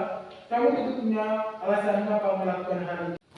Ini dia punya penjelasan, menstabilkan identitas. Berbuat salah itu tidak apa-apa. Itu contoh kata-katanya. Lalu yang berikut, tidak ada manusia yang sempurna. Itu disebut menstabilkan identitas. Saya juga pernah melakukan kesalahan seperti itu. Lalu yang berikut, kita bisa menyelesaikan ini. Ini adalah yang di dalam adalah contoh-contoh kalimat yang bisa Bapak Ibu gunakan ketika Bapak Ibu menemukan siswa yang bermasalah menggunakan segitiga restitusi. Posisi sebagaimana aja. Jadi yang berikut, Bapak Ibu tidak tertarik dengan mencari siapa yang salah, tapi Bapak Ibu ingin mencari solusi dari permasalahan ini. Bapak Ibu bisa menggunakan hal ini. Kalau kamu berhak merasa begitu, itu lalu berikut, apa kamu sedang menjadi teman yang baik buat dirimu sendiri? Dari beberapa poin ini, Bapak Ibu bisa memberikan pernyataan-pernyataan ini di siswa ketika Bapak Ibu sedang menemukan siswa yang bermasalah, lalu Bapak Ibu menerapkan segitiga restitusi. Lalu posisinya sebagai posisi sebagaimana manajer. Lalu yang berikut adalah validasi tindakan yang salah. Kalau validasi tindakan yang salah, apa kata-kata yang bisa digunakan? Atau Bapak Ibu bisa menggunakan kalimat di dalam. Padahal kamu bisa melakukan hal lebih buruk dari dia. Kamu pasti punya alasan kenapa kamu melakukan hal ini. Ya pasti ketika orang melakukan kesalahan itu pasti punya alasannya. Misalnya dia terlambat. Kira-kira apa alasannya dia terlambat? Lalu yang berikut, kamu patut bangga pada dirimu sendiri karena kamu telah melindungi sesuatu yang penting buatmu. Lalu yang berikut, validasi tindakan yang salah. Kamu boleh mempertahankan sikap itu, tapi kamu harus menambah sikap yang baru. Itu disebut kalimat-kalimat ini bisa dapat digunakan untuk melakukan validasi tindakan yang salah. Setelah kita mendapatkan segitiga restitusi, ada 3 poin tadi. Ada menstabilkan identitas, lalu yang kedua ada validasi tindakan yang salah. Lalu yang terakhir adalah menanyakan keyakinan. Apa yang kita percaya sebagai kelas atau keluarga? Atau apa yang kita percaya sebagai kelas atau keluarga? Lalu berikut, apa nilai-nilai umum yang kita telah sepakati? Misalnya kalau misalnya dalam kelas itu sudah buat piagam kelas seperti yang kita sudah pelajari sebelumnya tadi, bahwa kira-kira nilai-nilai umum apa yang kita telah sepakati itu, kalau kita menanyakan hal itu, berarti nanti dia tahu, oh saya melanggar tentang keyakinan kelas kita yang ini, seperti itu. Lalu apa bayangan kita tentang kelas yang ideal? Lalu yang berikut, kamu mau jadi orang yang seperti apa? Jadi Bapak Ibu, ini adalah pernyataan-pernyataan yang ketika Bapak Ibu menemukan masalah, lalu Bapak Ibu bisa menerapkan hal ini ketika Bapak Ibu di posisi sebagai manajer, lalu menemukan siswa yang bermasalah. Ini 3 tindakan ini yang Bapak Ibu bisa lakukan. Jadi Bapak Ibu sampai di sini, Bapak Ibu mungkin ada yang mau berkomentar? Dari awal materi kan sampai di sini. Ya. Selamat siang untuk kita semua. Selamat siang. Saya rasa sudah jenuh karena waktu sudah menunjukkan 11 waktu teman-teman jenuh. Sebenarnya tidak, ketika kita mendengarkan materi ini secara serius seperti itu. Dari materi yang sudah dipaparkan oleh Pak Incen, banyak hal, bahkan hampir semua materi itu kita alami, ya, kita alami baik dan buruknya yang berdampak pada siswa tentunya. Nah, dari pengalaman kita sebelumnya yang sudah kita jalankan, mulai dari kuncinya di sini yaitu pada siswa, yang mana membuat siswa itu merasa nyaman dan terbuka terhadap guru itu salah satunya tadi ya materi yang kita dapat pada hari ini. Mungkin ini pelajaran untuk kita ke depannya bahwa coba kita terapkan hal-hal dalam hal manajerial, lalu restitusi, apa yang harus kita lakukan, lihat perubahan di anak-anak. Karena bagaimanapun anak-anak itu tidak tidak segampang membalikan telapak tangan. Itu yang namanya membentuk karakter anak-anak. Akan tetapi kita coba, karena kalau secara pribadi saya juga bukan keberatan lagi. Saya mungkin 90% bilang yakin, saya yakin tidak anak-anak saya bisa tidak saya dengan gunakan metode-metode yang sudah dijelaskan oleh Pak Ijen. Tetapi kita coba buat, karena terbukti di anak saya sendiri. Sebelumnya, mohon maaf ini berbagi pengalaman juga. Sebelumnya yang si kecil, 2 orang yang paling kecil saya punya ini pakai keras, tetapi ketika saya dengan suami saya itu mengeluarkan kalimat-kalimat enak, karena memang kami di rumah sedikit dia jabah sudah. Jadi dengan begitu Bojan mau sudah 3 hari terakhir makanya itu kasih pendidikan tidak kasar sudah.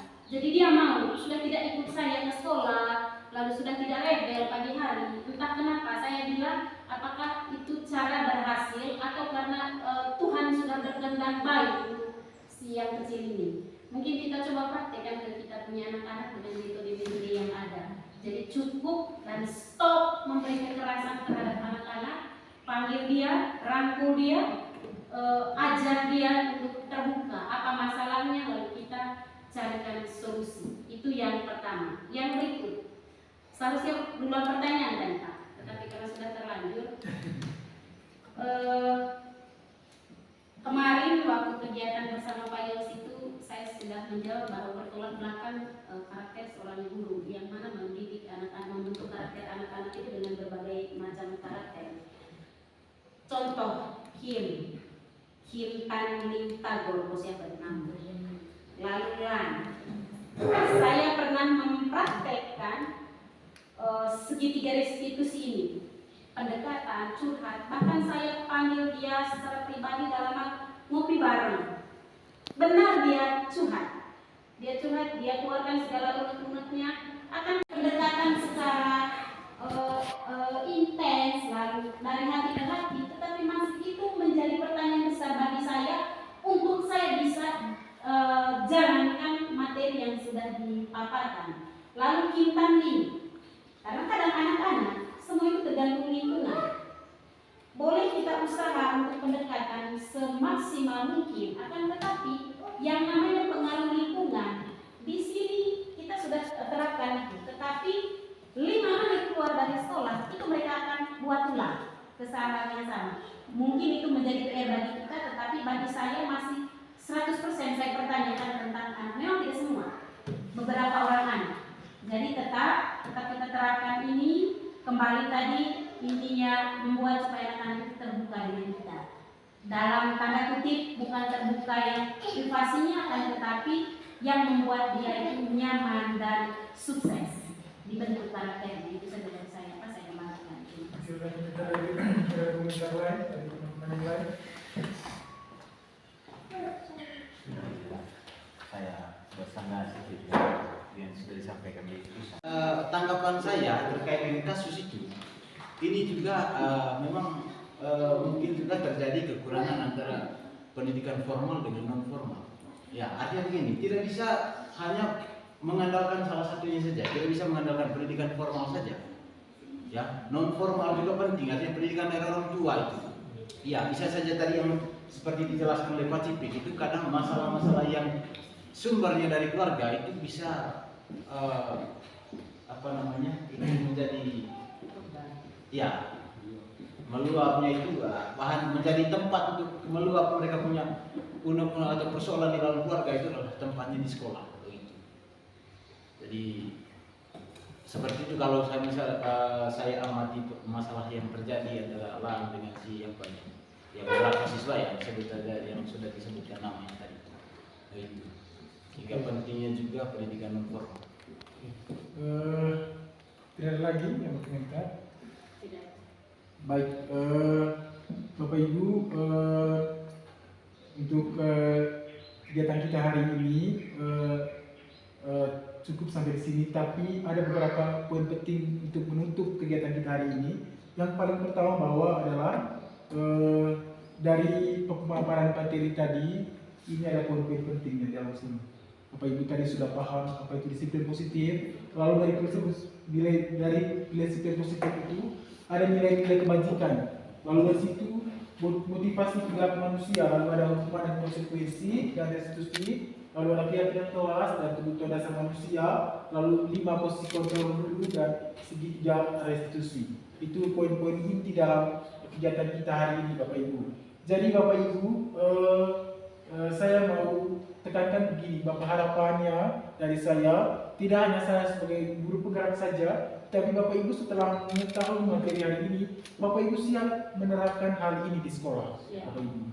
Seperti yang banyak orang bilang bahwa tidak ada manusia yang sempurna, tapi kita sedang dalam proses belajar. Saya sadar betul bahwa Bapak Ibu pasti tadi dalam proses perjalanan kegiatan ini pasti ada rasa jenuh dan ada rasa ngantuk dan malas pada mendengar, karena itulah pasti saya memiliki keterbatasan dalam menyampaikan sesuatu.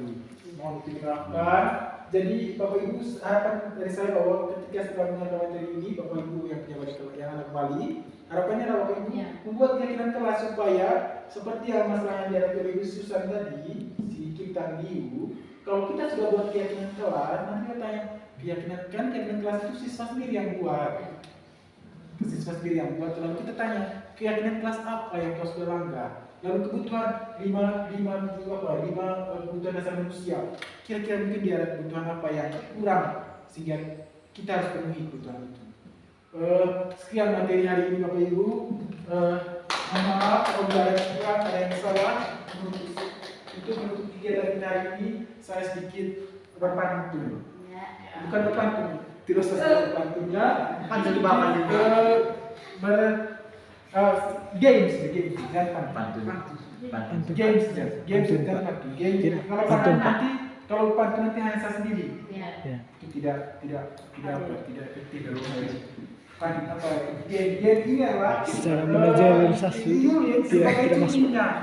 Dulu sebagai jurinya, nanti teman-teman tugasnya adalah menyambung kata, membuat kalimat itu efektif. Oke, mantap. Ya, dari efektif, membuat kalimat itu efektif. Kalau Ibu bilang benar, lanjut terus sampai itu. Kalau ada yang salah, baru stop. Ya, mulai dari saya ya. Lanjut kata. Ada katanya buat kalimat. Membuat saya satu kata. Saya. Lanjut ini ke belakang. Saya biar satu kata. Pergi. Itu sudah kan dari saya dari ini. Ini. Dari juri ya.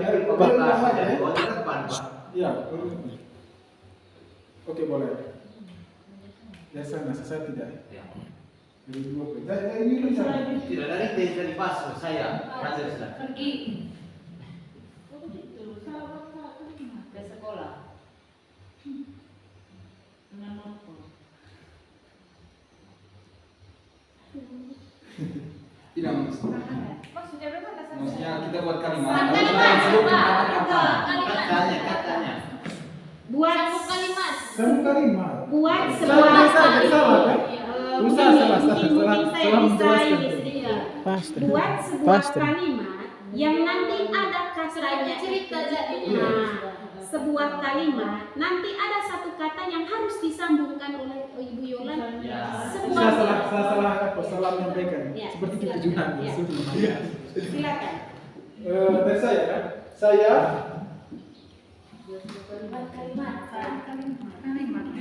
Tidak, kata Bos apa yang dia suka kata, tapi kita supaya untuk membentuk kalimat.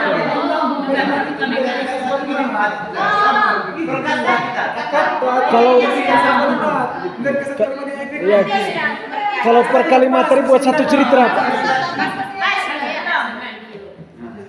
Kalau per kalimat buat cerita. iya. Akan. Pencet saya lebar. Kalau misalnya kalian jeda, berarti masih ada sempat orang untuk berpikir. Kasihkan jeda. permainan itu. 1, 2, 3. kamu akan melaksanakan tugas Bahasa Inggris. di kelas.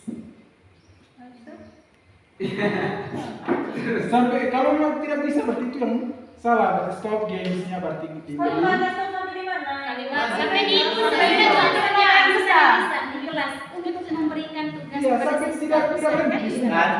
Bisa Dan kalau misalnya salah berarti Ibu, kan Bisa dan Sampai di kelas. tahu Pak, kalau ini sebenarnya dari kan Ibu bilang kan sudah mau utarakan berarti ya sudah salah di situ sudah. Stop di situ. Mulai. Siapa yang salah sudah kalau gitu? Bapak Ibu paham maksud? paham. Game. Dan kau sudah. Saya tanya gamenya, siapa yang salah kalau gitu? Apakah Ibu Nilam? Yang diam. Inilah, Yang diam. Yang tidak bisa Oh, saya pikir Dia semua tidak dalam punya. satu apa ini? Tidak. Dari saya sudah. Dari T. Mengapa? Saya pergi, Saya sudah Pak. Iya Pak. Mengapa? diam, Ada menyukai Orang lain Karena dengan Tapi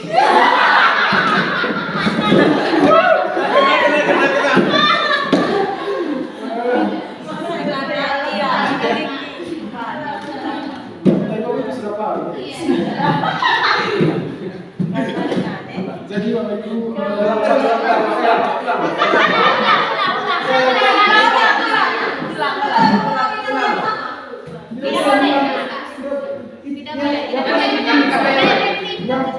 pas tadi.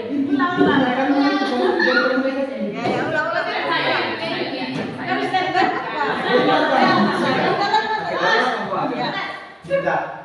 seperti Ikan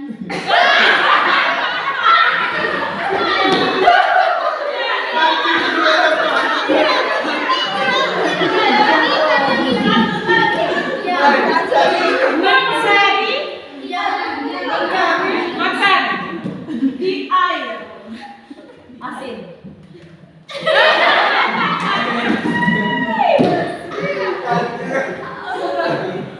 seperti Sudah ada seperti itu.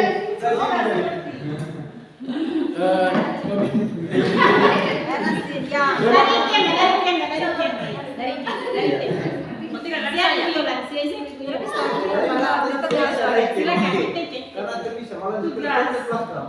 Ini akan dikerjakan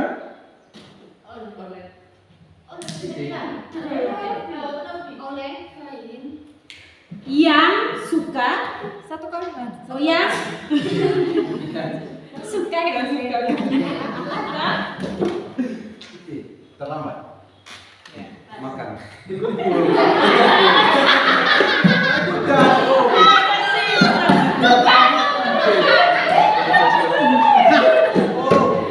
Karena sudah lapar.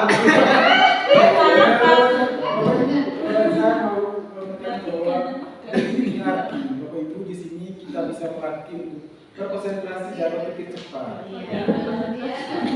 Dan bisa seperti apa dan bisa harus saling menghargai mendengarkan ketika orang berbicara.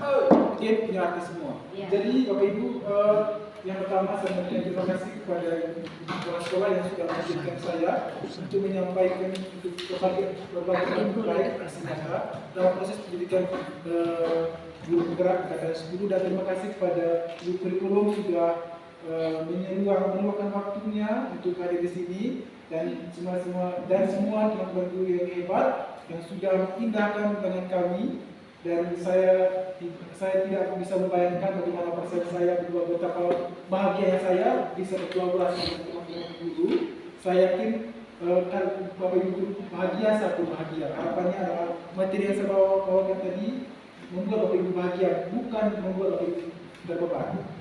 Satu orang penting ketika Bapak Ibu mengerti dan paham dan membuat Bapak Ibu bahagia dengan materi yang saya haruskan bawa tadi. Saya tidak sempurna, saya masih memiliki banyak kekurangan, mohon dimaafkan. Jadi nanti stop dulu kami Pak. Stop. Nanti sebenarnya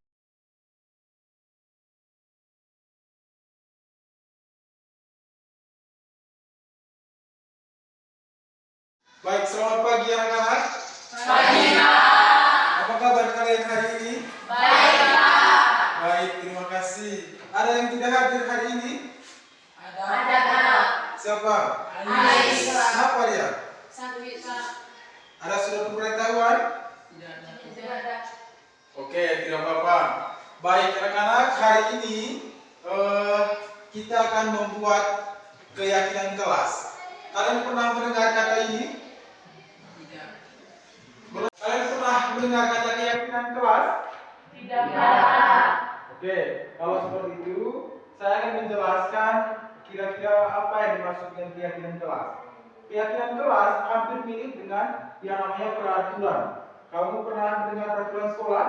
Ya, hampir mirip seperti itu. Di sekolah juga ada peraturan, lalu dimanapun saja yang berada yang namanya sebuah instansi pasti ada yang namanya peraturan. Tetapi yang saya mau ajarkan hari ini adalah bagaimana kita membuat sebuah keyakinan kelas. Kalau di luar kelas ada peraturan, di dalam kelas ada keyakinan kelas. Nah, hampir mirip-mirip seperti itu dia. Hampir mirip-mirip seperti itu, tapi perbedaannya harus selalu menggunakan kata positif.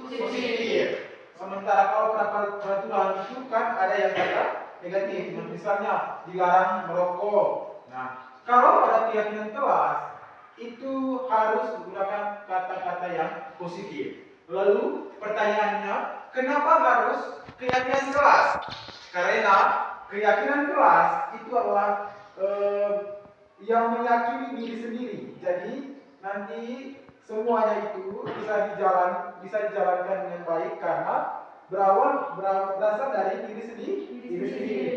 Oke, setuju ya? Ya Kak. Lalu saya akan memberikan contoh-contoh keyakinan kelas. Misalnya, kalau misalnya ada teman kalian yang menyontek, berarti apa yang salah dari dia?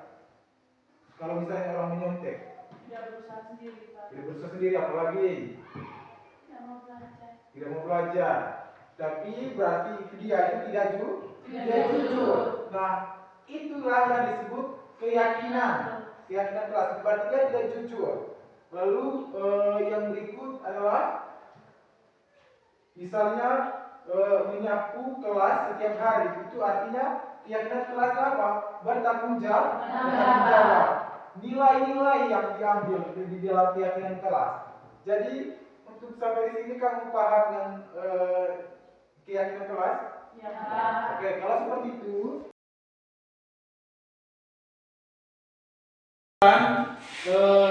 dari semua yang kalian tulis, jadi yang menjadi keyakinan kelas kita adalah berapa ini? 6. Berarti 6 yang menjadi keyakinan kelasnya kita. Jadi dari ke-6 ini kita harus betul-betul yakin dan mampu untuk menjalaninya. Dari ke-6 ini ketika kamu nanti ada yang melanggar, itu pasti ada konsekuensinya. Nah, ini kalian yang tulis, jadi harus mampu bertanggung jawab dengan apa yang kalian sudah tulis. Seperti ini. Sudah paham ya? Sudah. Oke, selanjutnya kita harus tulis nama dan tanda tangan di sini dari yang kita tulis tadi tentang keyakinan kelas supaya kita nanti betul-betul bertanggung jawab dengan apa yang kita tulis. Mari satu-satu maju, tulis nama dan tanda tangan di sini.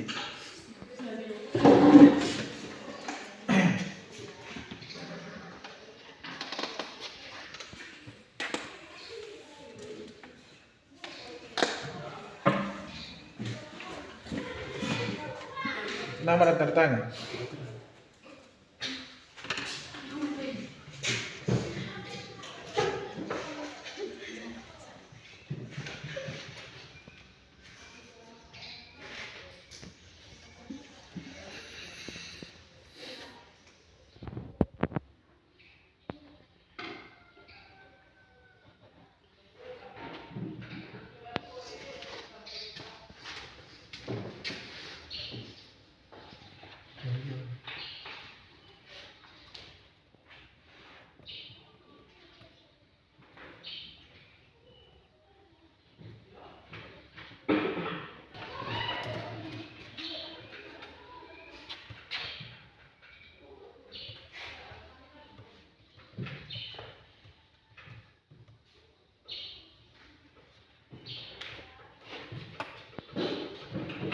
Tahu. Cepat kan?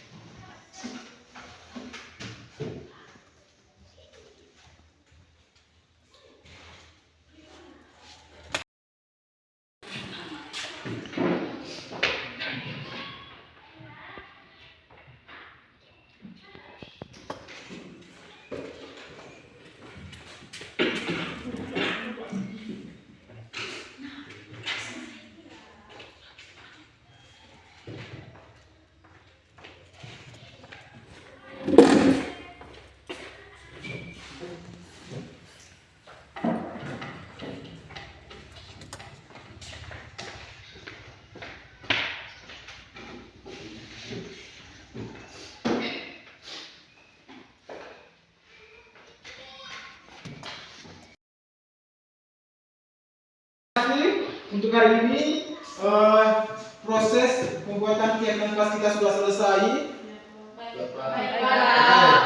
Terima kasih untuk kita semua.